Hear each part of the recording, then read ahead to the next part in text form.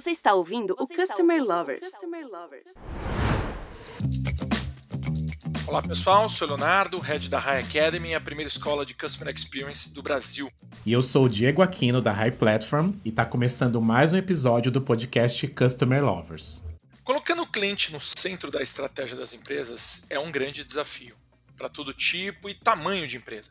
Pois somente dessa forma as empresas vão conseguir realmente entender as necessidades dos seus clientes e entregar experiências memoráveis ao longo de toda a sua jornada com as suas empresas.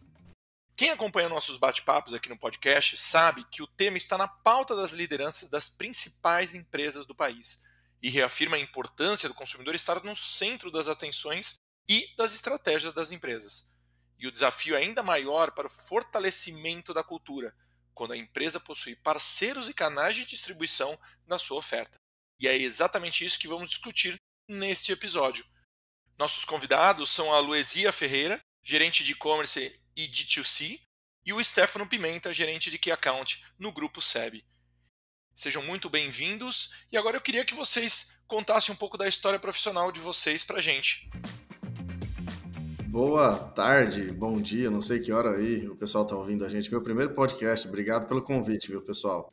Estou há quase 3 anos aqui no Grupo SEB, passei pela estrutura de trade, onde eu liderei um grupo grande aí de pessoas, a gente falou muito de Customer Lovers e Customer Experience, e agora estou à frente de todos os nossos Key Accounts, os grandes players que a gente tem aqui dentro da carteira, com o desafio grande agora de fazer com que o SEB ganhe cada dia mais market share e mais relevância nesse mercado. Acho que eu e a Lu vamos poder contar um pouquinho como a gente tem estruturas diferentes e complementares. Me ajuda aí, Lu, boa sorte pra gente. Oi, pessoal, tudo bem? Léo, Diego, obrigada pelo convite. Bom, sou a Luézia, hoje eu estou liderando a área de e-commerce aqui na SEB há cerca de 10 meses. Antes eu passei por outras empresas e marcas também bem conhecidas, como Unilever, Heineken, Nike. E eu trabalho com e-commerce e negócios digitais desde 2015, quando esse mundo era mato, talvez, né? Esse negócio muda o tempo todo e mudou muito nos últimos anos. E a ideia é a gente conseguir compartilhar um pouco das nossas experiências com vocês. Bom, vamos começar. Eu queria ouvir na visão de vocês o que diferencia o bom e o mau atendimento. No caso da SEB, temos a complexidade dos canais de vendas e distribuição. Como vocês identificam que a relação com o seu cliente final está sendo positiva, de fato? Léo, eu acho que é muito claro para a gente aqui que existem formas de mensurar tudo isso, né? Tem indicador para que tudo isso fique muito alinhado, da ótica do cliente para a indústria, da indústria para o cliente. Então, estabelecer essas métricas para medir realmente isso é o que a gente chama aqui hoje de nível de serviço. É a melhor medida que a gente pode ter. E as empresas ali, nessa relação comercial, precisam se adaptar nas particularidades de cada um dos canais. Quando a gente fala de SEB, a gente acabou de rever a política comercial porque a gente tinha necessidades distintas aqui entre os canais de vendas. E entender como é que cada um deles tem, qual é o custo de servir cada um e qual é o papel de cada um para a gente foi um momento de muito discernimento para a gente em relação a tudo isso. Eu acho que o grande desafio da gente como indústria é se especializar em todos os canais que a gente quer atender, né? E não ser bom em apenas um ou dois e tentar atender todo mundo, porque é isso que vai garantir a nossa estruturação. Quando a atuação tem essa visão muito centrada no cliente, os indicadores tendem a ser positivos e contribuir, então, com a percepção de valor que essa indústria tem ali junto do parceiro. Agora, atendendo o Key Account, eu consigo dizer para vocês que tem muito espaço ainda para a gente ter bastante alinhamento aqui das nossas métricas, né? A indústria, às vezes, se protegendo como indústria, o varejo, às vezes, se protegendo como varejo, mas, na verdade, a convergência é o fator-chave aqui. O que a gente precisa construir é a convergência e clareza desses indicadores aí, e, claro, cada dia mais próximos. Aqui eu vivo os dois cenários. Eu tenho um pedaço como indústria e tenho um pedaço como varejo, né, no nosso DTC, atendendo direto os clientes. E a gente tem aí os indicadores de nível de serviço que são muito próximos, tanto para uma entrega para um varejo como uma entrega para o consumidor final. Mas eu gosto de dizer que o bom atendimento nesse universo do e-commerce, quando eu estou nessa ótica de consumidor final, é quando esse consumidor não precisa entrar em contato comigo. Quando ele encontra tudo de forma clara, todas as informações de produto estão ali, quando eu cumpro o meu prazo de entrega, as expectativas que eu prometi. E aí a gente mede muito essa relação de número de contatos e número de pedidos. E muito de uma forma bem sensível mesmo, a gente começa a entender que, puxa, eu estou recebendo muitas dúvidas sobre determinado produto. Opa, é um sinal amarelo. A gente pode melhorar esse anúncio, tem alguma informação que não está clara. Então, tem muitas coisas que a gente ainda consegue identificar nessa relação super próxima com o consumidor e trazer para melhorias também para os outros canais e para outras regionais dentro da SEB. A relação de empresas que estão no mercado B2B com seus consumidores é diferente daquelas empresas que falam com consumidores de forma direta. Quais são as principais particularidades do comportamento de pessoas que vocês negociam dentro das empresas? Ou seja, os seus clientes? Então, Diego, aqui acho que eu acabei de citar, né? Eu tenho os dois cenários, né? Eu atendo diretamente o consumidor que compra nos nossos sites e atendo também os clientes do B2B. E realmente é uma dinâmica muito diferente. Se eu deixo de cumprir uma entrega hoje para a Amazon, para algum outro cliente, por 1 ou 2 dias, é ruim, mas é contornável, porque eu sei que ele tem um estoque de cobertura. Mas se eu atraso a entrega daquela planetária que você comprou para o Dia das Mães, é terrível, né? Você nunca mais vai querer comprar com a gente. E é importante as áreas internas entenderem essa diferença, porque a proporção da relação, ela muda muito quando eu estou numa relação de CNPJ para CNPJ e de CNPJ para CPF. E isso exige adaptações internas assim bem importantes. Essa nossa operação de relacionamento direto com o consumidor, ela é uma operação bem nova. E eu acho que a gente tem conseguido provocar bastante essa mudança, tanto de processos quanto de forma de pensar aqui dentro. Gente, no fim do dia, a gente como indústria, apesar de ter uma diferença aí em relação ao que o consumidor ou a relação B2B exige, a indústria está pensando no consumidor final desde o momento que ela começa a desenvolver seus produtos, né? Então, eu costumo dizer aqui que está todo mundo em busca do consumidor. Na relação B2B que eu tenho aqui com o Key Account, por exemplo, esse casamento entre indústria e varejo ou fornecedor e cliente, as metas, de novo, precisam estar muito alinhadas, inclusive comercialmente, né? Se o comprador ali da revenda não está batendo a meta, consequentemente, eu não estou batendo a minha meta. Então, a cadeia vai funcionar muito conectada. E a relação está muito parecida com o casamento mesmo, viu, gente? Pessoal, quais os principais desafios para tornar uma empresa B2B realmente centrada no cliente? Como vocês veem o nível de maturidade que a SEB se encontra hoje e quais as principais ações que vocês têm realizado para aumentar essa maturidade, principalmente com os seus parceiros de distribuição? Acho que eu vou começar com essa, porque eu vou me colocar até como consumidor para começar a responder. O varejo tem dado aula, né, com relação a tudo isso. O primeiro ponto eu acho que é reconhecer a nossa posição no mercado, a nossa posição como indústria. Dividindo com você, Léo, no ano passado a SEB se colocou disponível a escutar de todos os nossos varejos, de norte a sul do país. A gente abriu para todo mundo uma pesquisa para que eles respondessem qual é a posição da SEB hoje no que tange ao valor da indústria para aquele negócio. E ali foi possível que a gente identificasse de forma bem imparcial, porque a resposta veio de lá, quais eram os gaps, alguns que a gente já conhecia, outros que a gente nem não conhecia ou conhecia parcialmente. E acho que o mais importante, a gente teve a oportunidade de identificar ali nas outras indústrias quem que era o benchmark do nosso mercado, analisar então, depois de tudo isso, como é que está a atuação do nosso concorrente, entender o que tem projetado ele diferente da gente para poder melhorar. E aí isso ajudou a gente no desenvolvimento de ações. Eu não vou me atrever a elencar quais são as ações que a gente tem aqui hoje, mas em todas as áreas da companhia você vai notar que depois que a gente cascateou o resultado disso, existe alguma ação orientada para o Customer Centric que vai gerar algum tipo de melhoria na percepção de valor que hoje o nosso parceiro, o nosso cliente tem com relação à SEB. Então, só para concluir, reconhecer, estudar, analisar e depois criar esses planos de ação tem sido super importante para a gente conseguir evoluir aí nesse sentido. E até para te complementar, Stefano, eu acho que passei aí também por diversas empresas e tem uma coisa que não é muito diferente, que é uma questão cultural. O cliente, ele não é mais responsabilidade só da área comercial ou só da área de pós-vendas, de customer service, mas sim de todos. Desde a pessoa que desenvolve o produto, ao financeiro e até o RH tem que estar envolvido. Então, a gente está realmente num momento super único e de virada aí, e eu vejo todo mundo muito engajado com isso.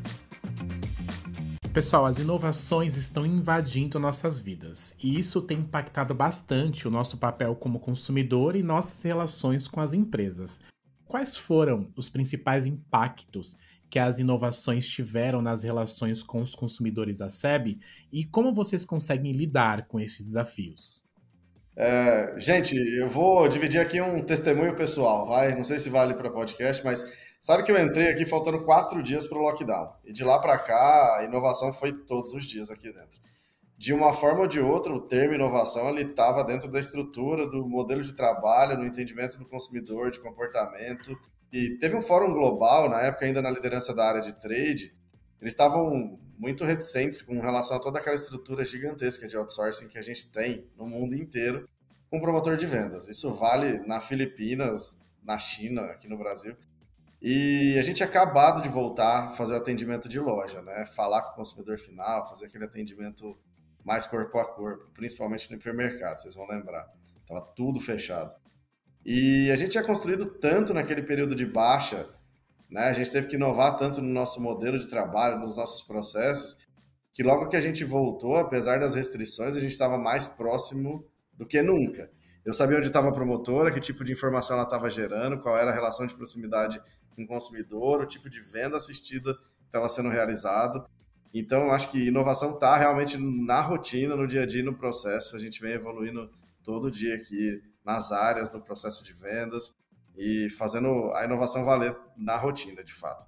Outra que eu costumo citar aqui, que é bem importante para a gente, é ser rápido e entender que quando a gente vive num país de dimensões continentais como o Brasil e com um monte de intempéries aí na política, na economia, uma inflação absurda, fazer trade-down de produto e permitir que o consumidor continue consumindo um produto Arno ali no primeiro preço, mas que ele é o nosso fiel consumidor de marca, continue tendo acesso ao nosso produto, é super chave. E a gente acabou de passar por um movimento importante. A gente tem hoje um liquidificador que a gente chama de Easy Mix ali na prateleira, e ele é para ser o liquidificador básico da Arno. Então a gente tira ali todos os features que a gente coloca num liquidificador de maior preço e traz o básico que a gente precisa, um liquidificador simples, porém com marca Arno. Então, inovar aqui no Brasil é muito desafiador, né? Exige esse tipo de movimento. E acho que a Lu me complementa aí. Eu lembro que quando eu entrei a gente não tinha site, imagina. E aí veio a pandemia, 4 dias depois. O resto é história, né, Lu? Acho que realmente o mundo viu um avanço digital enorme de 2020 para cá, né? Não é à toa. E o consumidor ele está ficando cada vez mais conectado e mais exigente. A gente lançou o site aí, lançamos um e-commerce nesse período. Para a gente como indústria é sempre desafiador prever esse próximo passo, estar no ritmo certo e se adequar rapidamente a essas demandas. E aqui é fundamental pensar que inovar também está muito atrelado a permitir o erro, né?